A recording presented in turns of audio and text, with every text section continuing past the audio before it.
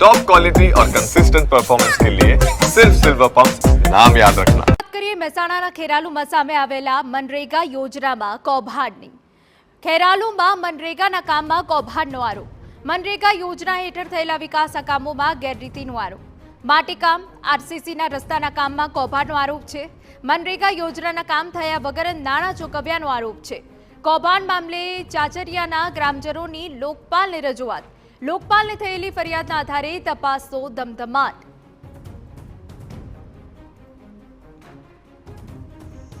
એક દિવસ જીસીબી આવ્યું, ઝાડા મોટા મોટા આઘા કરી અને જતું રહ્યું।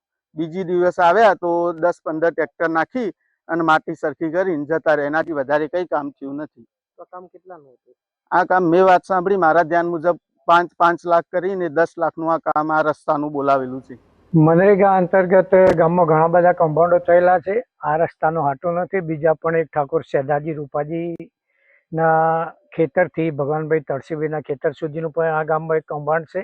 એ રસ્તાનું માટીકામ આ લોકો 488 એમ કરીને લગભગ 9 લાખ ઉપરનું જે કામ બતાવે છે એ સદંતર બધું કૌભાંડ જ કરેલ છે।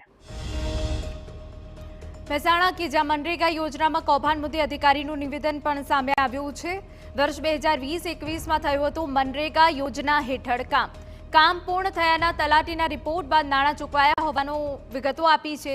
તપાસ પૂર્ણ કર્યા બાદ રિપોર્ટ જિલ્લા વિકાસ અધિકારીને સોંપાશે।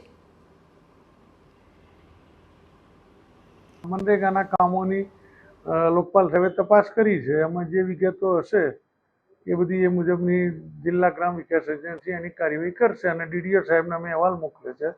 ડીડીઓ સાહેબ એની કાર્યવાહી કરશે।